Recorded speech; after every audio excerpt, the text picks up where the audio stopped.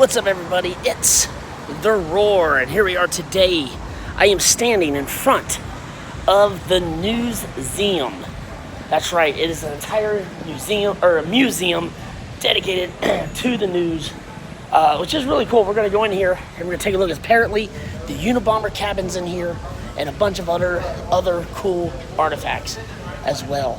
And I wanted to come out here and actually film this because are my glasses on right? I guess so.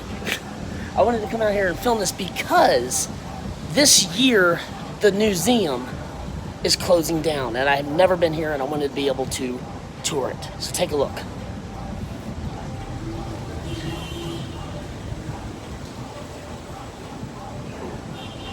So take a look at this. Every single morning they come out here and change all the newspapers for today's news. Take a look.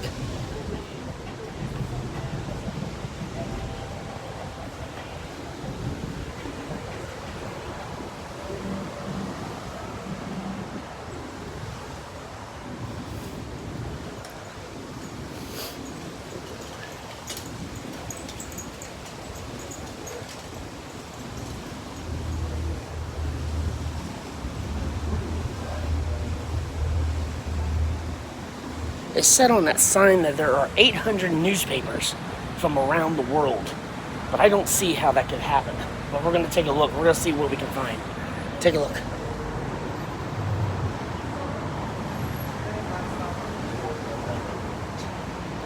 Hey.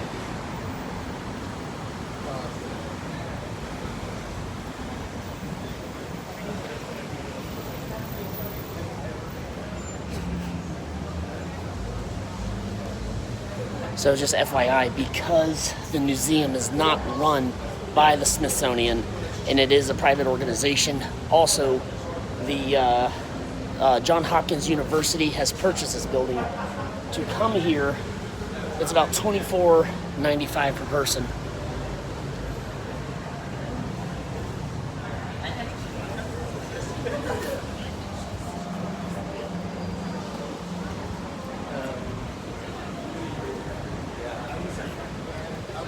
Look at this. That is so cool. Look at this. Supposedly 800 newspapers line the outside of the building. We won't go through all of them. Oh. It's our local news right here, Washington Post.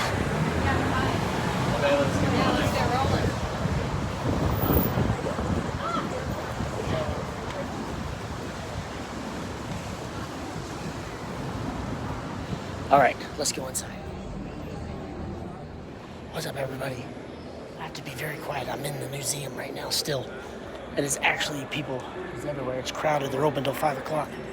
So this area I'm going to go through is where the Daily Show has the Daily Show with Jon Stewart.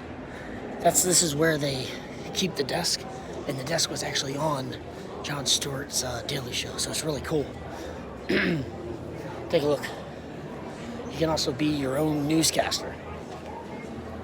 How cool is that? Oh, I'm sorry. Sorry. Sorry.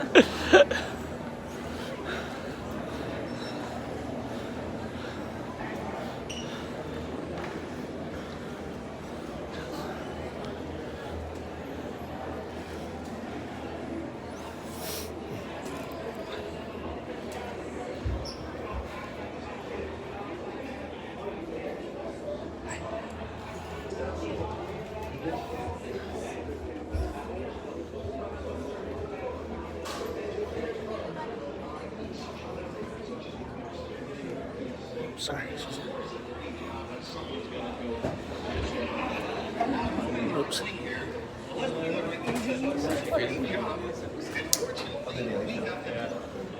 Why did he start?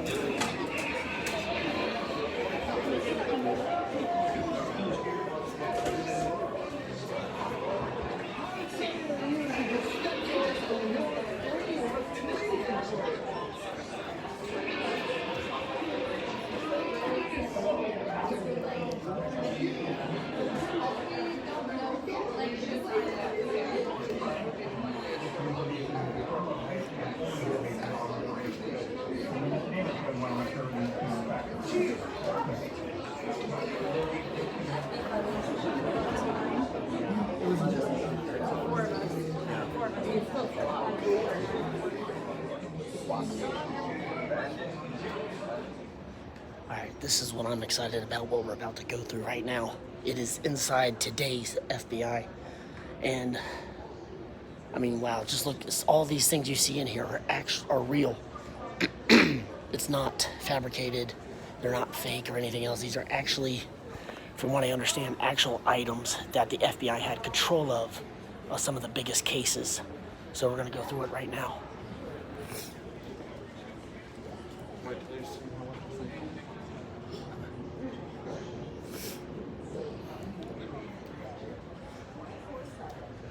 Look at our mobile devices and find out what was happening. We are asking everyone to shelter in place for the time being. What we're looking for right now is suspect number 2, the white cap individual. The FBI and our partners remain vigilant and continue to follow through thousands of leads and sifted through hundreds of tips through thousands of man-hours to reach this moment.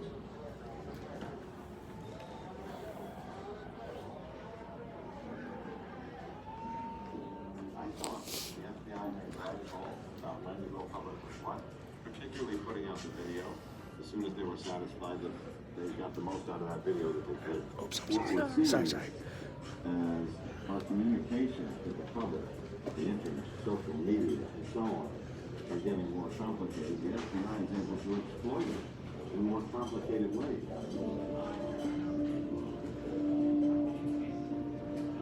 The FBI changed a lot very quickly, and I think that they come to realize that change is a continuum. It's not like we've changed and we can stop it. They realize the shape and breath of the enemy, its techniques and tactics change every day, and that they have to.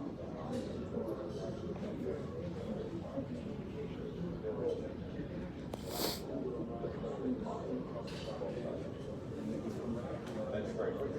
Like a guy track into the middle of Afghanistan. Interview some guy that nobody's ever heard of.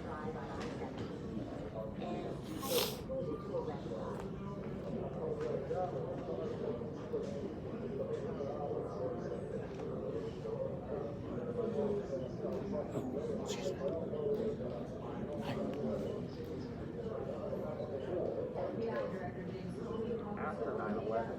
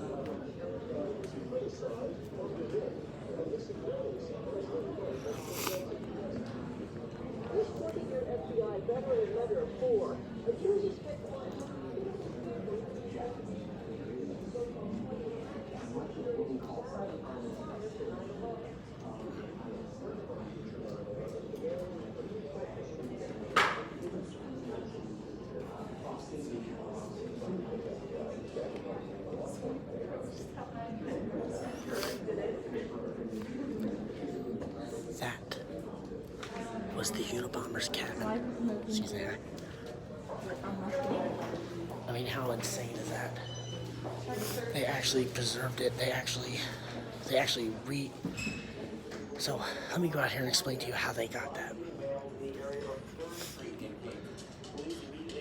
So I came here specifically to see the Unabomber cabin, and supposedly how they got that was the courts have ordered after I think Ted Kaczynski, who is the Unabomber, after he was arrested and sent to prison, the courts have ordered for all of the Unabomber's belongings, cars, cabin to be auctioned off, and all the money from being auctioned off will be sent to the families of the bombing victims. That is how I understand it. So the Newseum, or FBI, I believe it was the FBI, purchased the cabin. And then today, it is here on display, which it's really, really awesome to see. It's that part of history. I remember that very vividly. It was a very, very sad day. It was a very sad time in our history too, and not knowing where the next package was going to go or anything else. And I remember the scare that it created right here in the DC area even. But so I thought it was really cool to actually see that, a part of history. So now I got to show you something else over here. It was an order so unexpected it shocked the world. Spectators witnessed the final demolition of the symbol. You guys recognize this? That's right, it's the Berlin Wall, the actual portion of the Berlin Wall brought here. Look at this. In 1994, the Newseum acquired these wooden sections from Berlin and shipped them to the U.S. for museum. Each wooden section weighs 3 tons and stands 12 feet high. This watchtower stood near the famous border crossing known as Checkpoint Charlie. It was just one of almost 300 such towers along the border. Carrying water pictures of the more than 2 miles. That's pretty amazing to actually get to see this. Look, it's actual video of where it was stationed. It was actually stationed at a checkpoint called Checkpoint Charlie. So that's really cool that this piece of history is here, but even more so, look what's in here.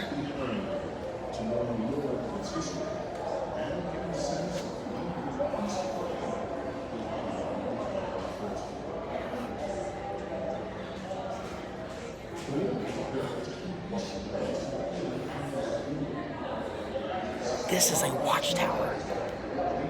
It's called the Death Tower. Look at this. Just read this. Pause it, read it.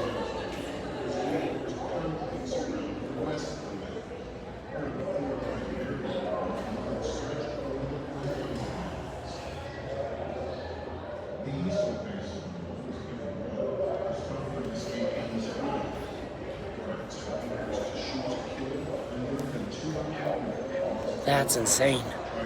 Wow. Look how tall this is.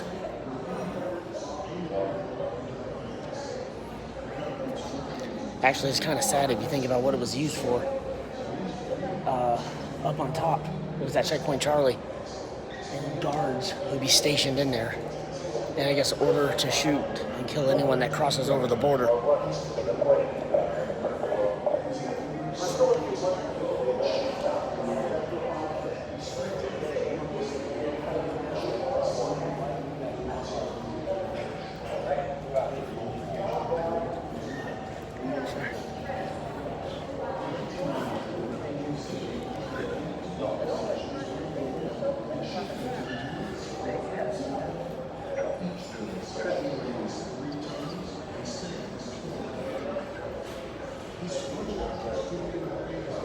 Wow, it's kind of amazing just to be able to take this in. It's pretty awesome.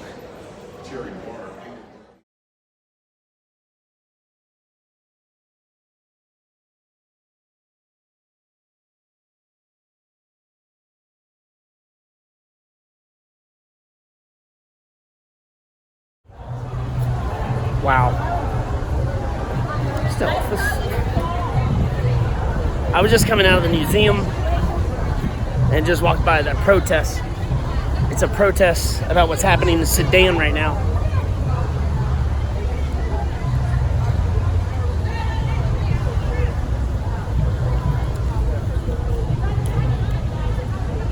Got a little pamphlet to read about it. There's more here. But, wow. So apparently they're protesting. Apparently, from what I hear in the news also, there is a genocide in Sudan, which is very, very sad. I think it's very appropriate that it's right outside the Newseum, too. I'm having issues with my sunglasses. It seems like it's off. But anyways, that was an awesome experience. I'm going to post it up hopefully today. It was also very,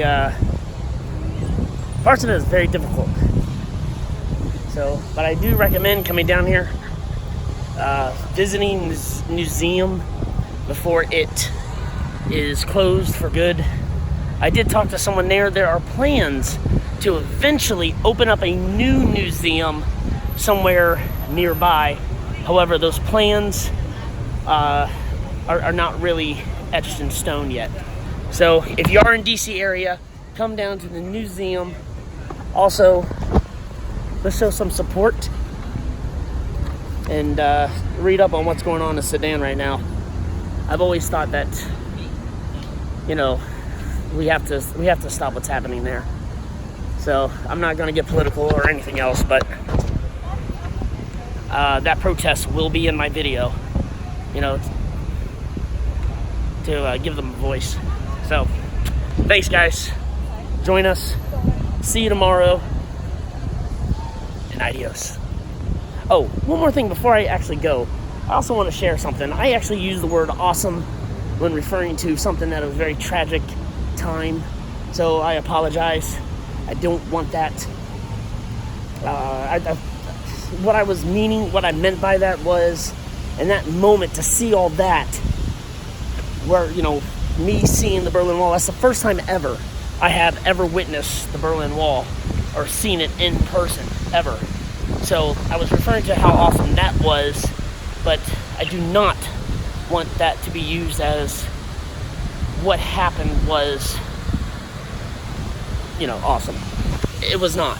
So I just wanted to share that with you. Also, just put it there, I apologize. I need to choose the words better. So take a look at this. To my friends from Canada, the Canadian Embassy. Is also, what's really cool, it's a water fountain right here.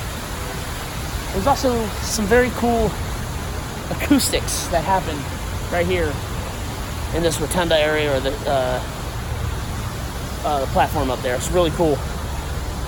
It's also, you can read up on it online as well. Adios.